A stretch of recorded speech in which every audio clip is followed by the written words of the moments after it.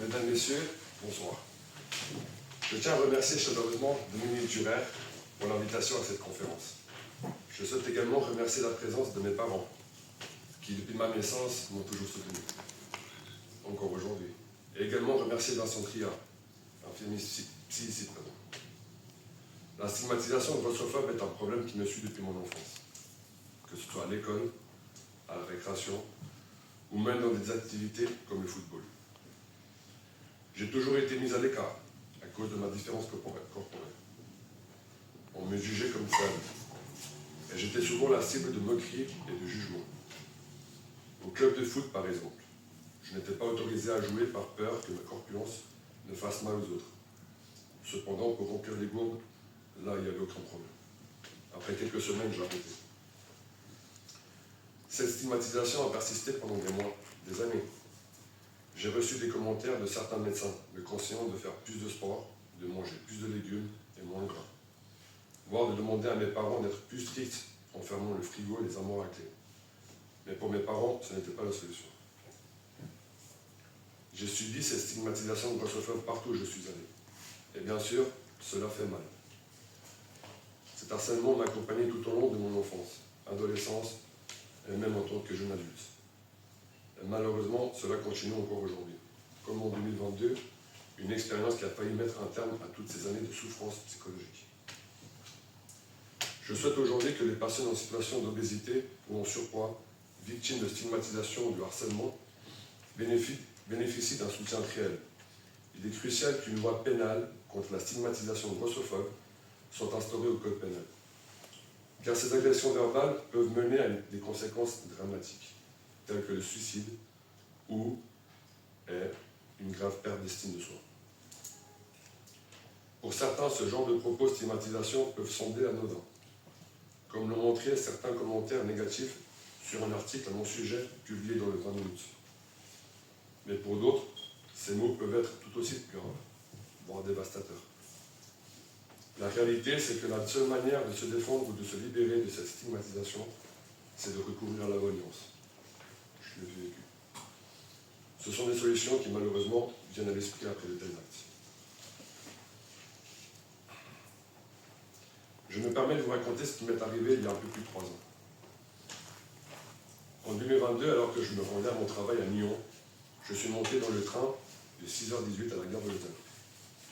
En cours de route, 2 hommes et une femme se sont approchés de moi et m'ont dit « Vous êtes trop gros, vous êtes un monstre. Obèse comme vous êtes, vous ne méritez pas d'être de ce monde. Vous payez un ticket et vous occupez 2 places. Vous coûtez trop cher à la société. Le mieux pour tout le monde, c'est de vous suicider. »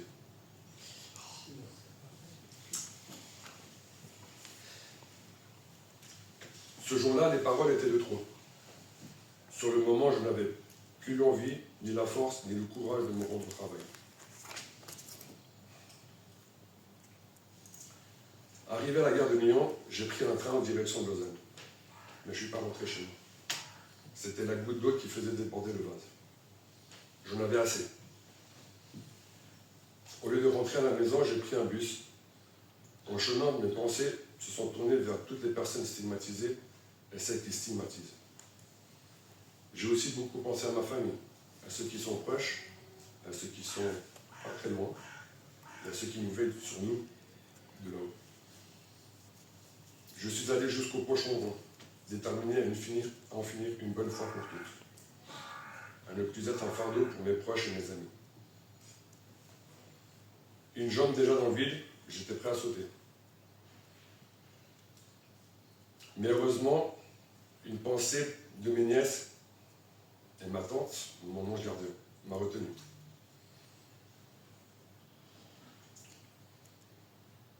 À ce moment-là, une patrouille de police est passée et m'a interpellé. Ils m'ont demandé pourquoi je voulais en finir. J'ai longuement discuté avec eux et ils m'ont accompagné chez moi, me soutenant pour l'avenir. Cet événement m'a poussé à mentir à mes proches. J'ai dit que tout allait bien alors que en réalité, c'était tout le contraire. Je voulais les protéger eux avant de penser à moi-même. J'ai encore menti à mes proches, à mes parents, leur assurant que tout se passait bien au travail, alors que j'étais chez moi enfermé, sans même aller à mes rendez-vous médicaux. Cette situation m'a conduit à une désocialisation profonde, pendant de longues semaines, pour des mois, où j'ai été coupé du monde. Après plusieurs semaines d'isolement à la maison, durant lesquelles j'ai manqué de nombreux rendez-vous médicaux, j'ai réalisé qu'il était urgent de réagir. Je ne pouvais plus laisser les personnes avoir raison, ni à continuer à subir en silence. J'ai alors décidé de prendre la parole. J'ai commencé par solliciter la rédaction d'un article dans 20 minutes pour partager ma malheureuse histoire. Par la suite, j'ai eu l'opportunité de témoigner à 2 reprises. Une première devant une assistante de la Confédération, inclus avec Mme Durer, et une seconde fois aux côtés de mon médecin endocrinologue spécialisé en obésité du CIFABRE, du CHUV, devant une centaine d'étudiants en 5e année de médecine. Ces expériences ont marqué un tournant. Elles m'ont donné la force de transformer ma souffrance en action concrète. J'ai décidé de lancer un projet de sensibilisation destiné aux jeunes, notamment dans les écoles, pour lutter contre la stigmatisation grossophobe et briser le silence qui entoure ce sujet encore trop tabou. Les années se sont enchaînées et la stigmatisation est devenue une ombre constante dans ma vie. Une douleur à laquelle j'ai dû m'habituer. Mais aujourd'hui, après tant d'années de lutte et d'attente, je me sens un peu mieux dans ma peau. Février 2025 a marqué un tournant avec la réalisation d'un bypass gastrique, après 10 longues années de démarche au centre de l'obésité du CHUV. C'était une étape essentielle dans mon parcours, un aboutissement après de nombreuses batailles. Mais ce chemin n'a pas été simple. J'ai traversé des épreuves graves qui ont compliqué encore davantage ma situation. En 2016, une embolie pulmonaire m'a frappé juste à la fin de mes vacances dans le nord de l'Espagne, région chère à mon cœur. Puis une autre embolie en 2019 en Suisse, qui a encore retardé ma possibilité d'être opéré. Ces complications ont non seulement repoussé mon opération, mais ont aussi ajouté de la souffrance à une situation déjà difficile. Malgré tout cela, la stigmatisation continue de me toucher, même aujourd'hui. Mais cette fois, elle ne déclenche plus les mêmes pensées sombres. Je refuse de laisser ces jugements contrôler ma vie. Cela ne veut pas dire qu'il faut ignorer ces comportements. Au contraire, il est crucial de dénoncer cette violence verbale et sociale auprès des autorités. Mais pour moi, la solution ne réside pas seulement dans la punition, qui souvent ne change rien à long terme. Ce que je souhaite, c'est que chacun prenne conscience des dégâts réels que peut causer la stigmatisation. Ce que je veux, c'est plus de compréhension et de respect. Je souhaiterais remercier aussi certaines personnes qui m'ont suivi depuis peu et depuis très longtemps. C'est l'unité Oro de la gendarmerie du canton de Vaud. L'Oro qui veut dire hooliganisme et renseignement opérationnel. Pour leur écoute et leur soutien précieux, en particulier à Steve et Juju. J'aimerais remercier aussi le centre de l'obésité du CHUV qui m'accompagne depuis plus de 10 ans et continue de me soutenir dans mon parcours. À la Fondation Polyval, où je travaille depuis 11 ans, pour son soutien constant et son encouragement dans mes projets professionnels.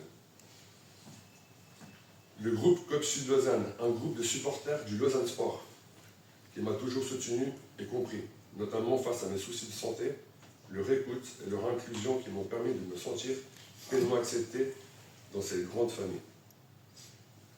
Un immense merci à Dominique Durer pour son invitation à cette conférence et pour son soutien continu.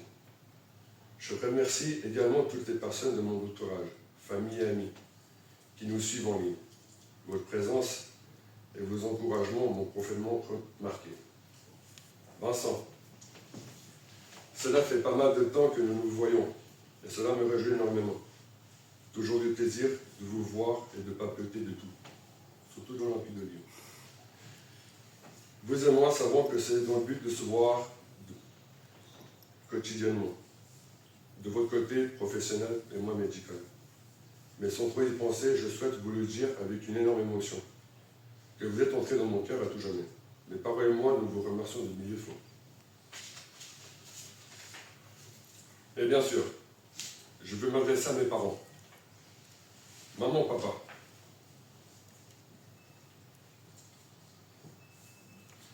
merci d'avoir été là aujourd'hui.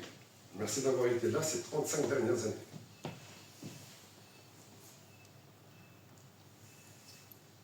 Et merci d'avance pour toutes celles à venir. Je suis profondément heureux et fier d'être votre fils. Je suis conscient que notre parcours n'a pas été facile, tant pour moi que pour vous. Mes pathologies ont souvent été des freins, des obstacles douloureux, et mon apprentissage de la vie a été long, voire difficile.